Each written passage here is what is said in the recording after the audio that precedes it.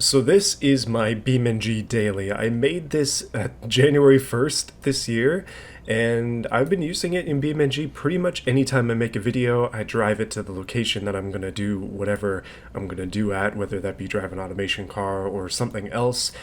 It's good, it's reliable, but it is mega slow. So today, we're going to change it up a little bit. So every year I make a new one of these cars, and this year I decided to make it more off-road oriented, specifically because of the new Johnson Valley map, and I wanted to use that map a lot, and I did, but now it's time to reel things back a little bit. In the time between this build and today, some things have changed in my life. Probably the biggest thing that's changed is that I'm a dad now. In fact, you might be able to hear my daughter making noises in the background.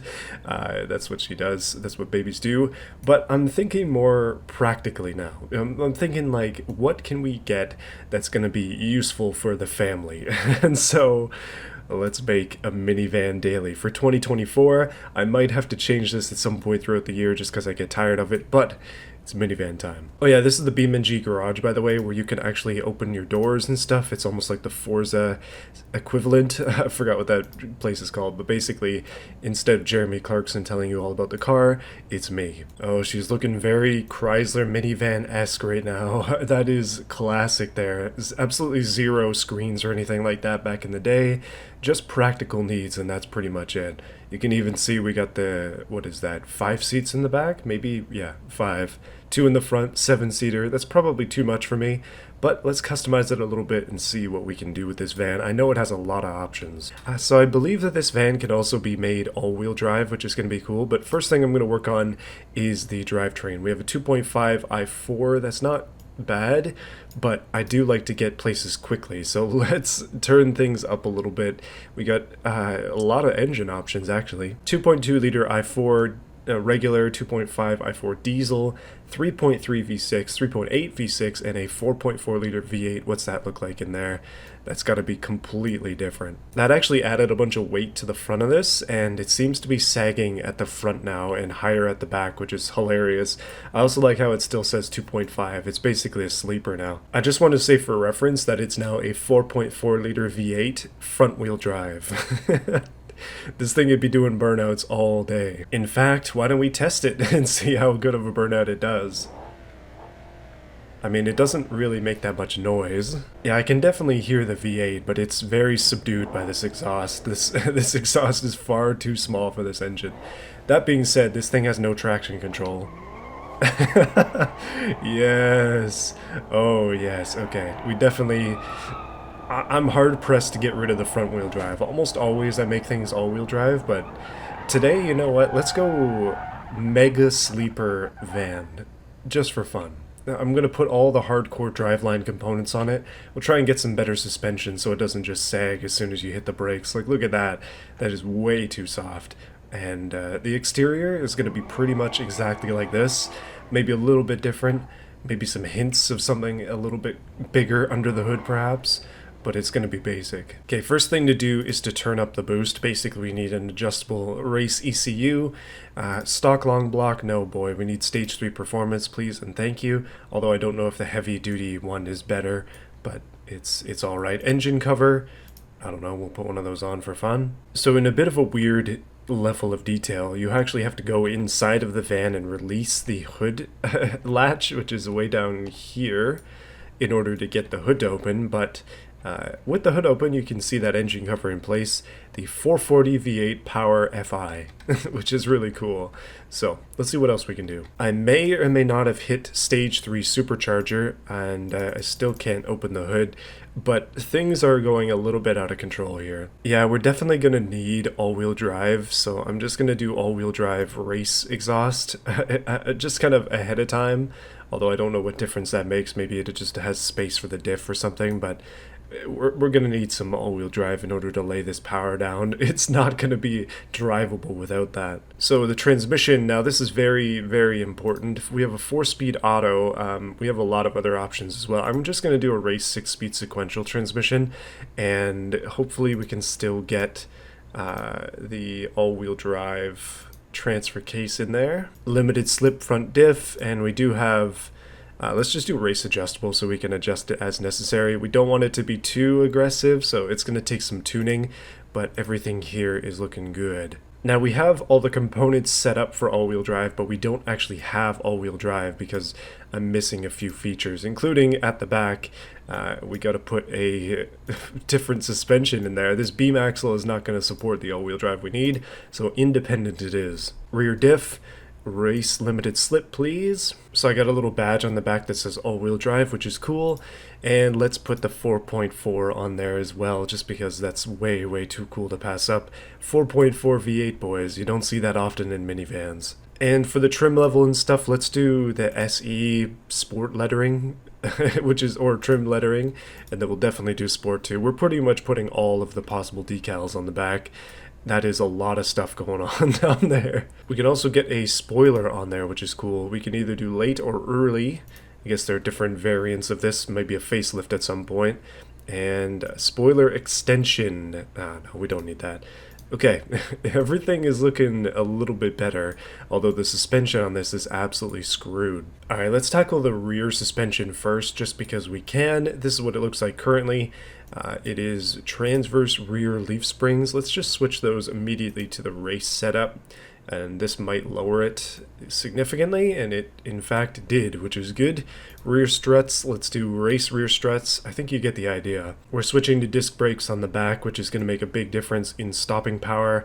Otherwise this thing ain't gonna stop at all. So wheels are extremely important, but I haven't really decided what I want to do yet. First of all, let's take off those hubcaps and I guess try and find some better wheels instead of just these steel ones.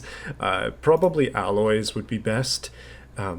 Although, I mean, we'll have to see. I'm sure that there's higher level trim wheels for this thing as well. So it's it's whatever this is, the Lansdale Solid.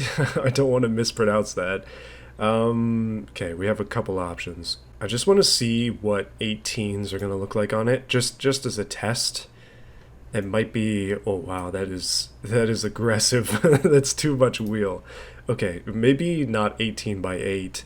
Maybe like 17 by something high, like 12 perhaps. We got 17 by 12 clockwise rear wheels here. Those are going to be very wide. Oh my goodness.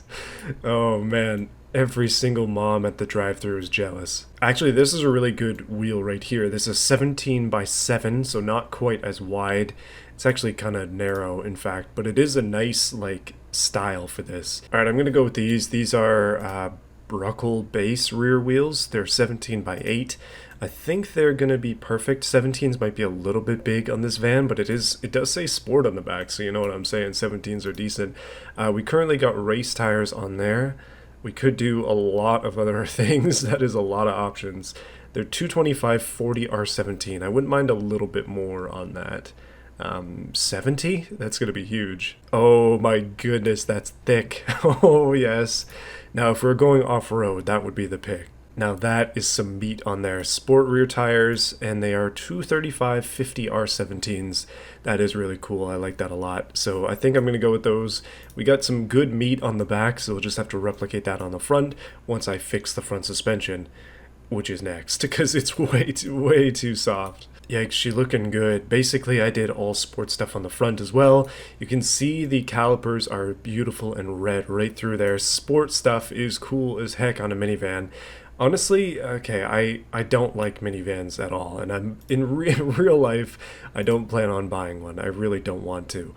But if I have to, it's going to have to be something unique, and this is definitely unique. Okay, we've gone for a smooth roof, which I think looks really sporty on this, so that's really cool.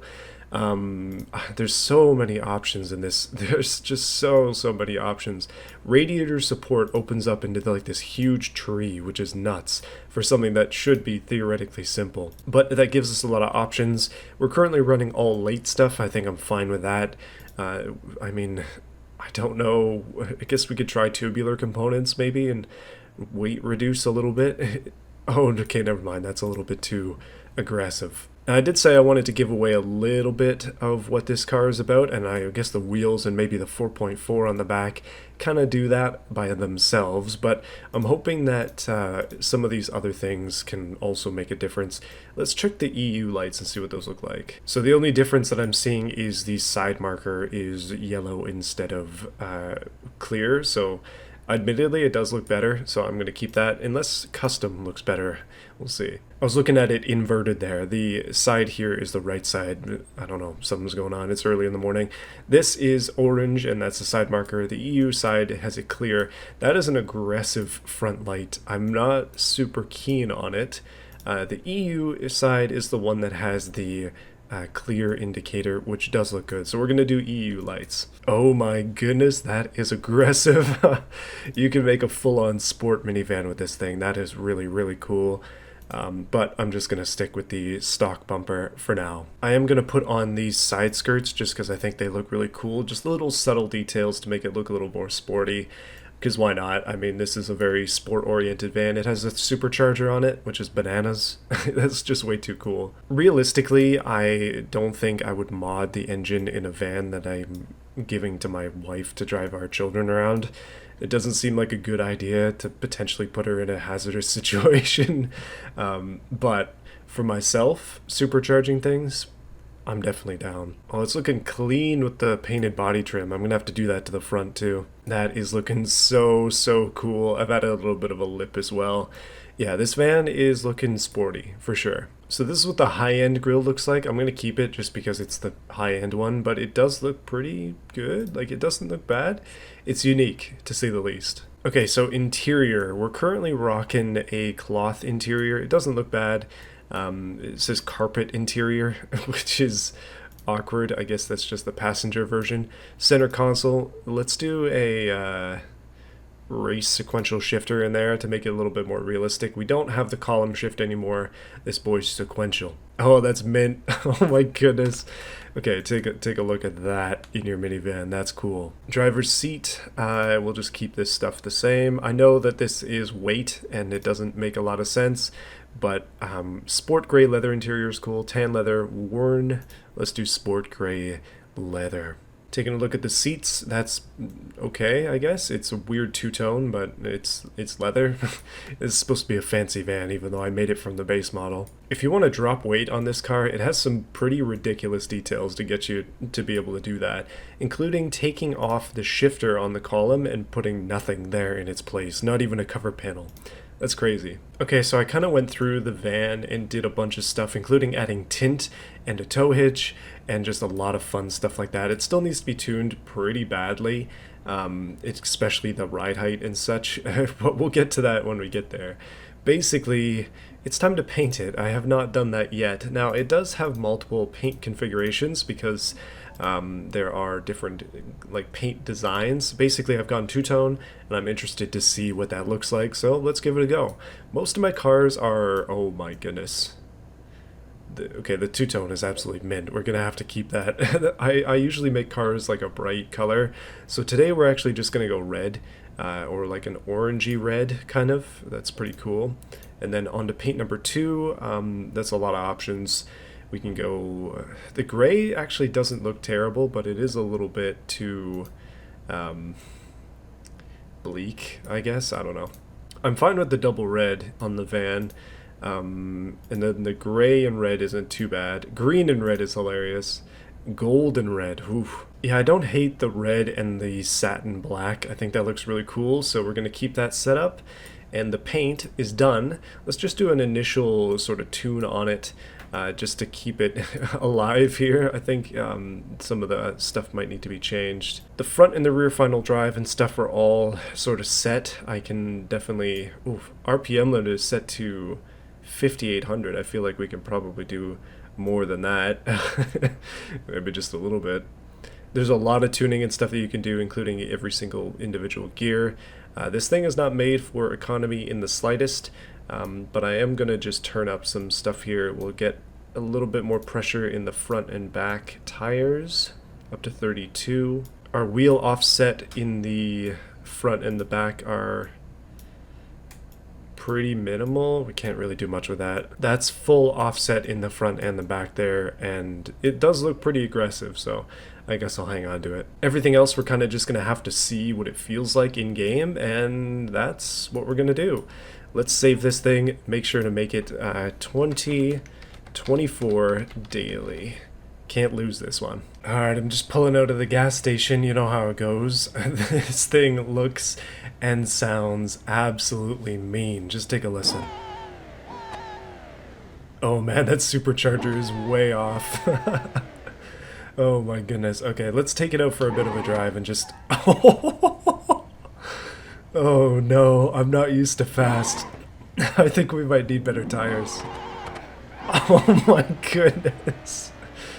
Oh jeez. Okay, this is gonna be an interesting adventure with this van because it rips the tires every chance it gets. There's something wrong with that supercharger because the noise it makes is ridiculous. That is not gonna fly. My maiden voyage has ended in disaster, but all I can say so far is that I've made this van too powerful.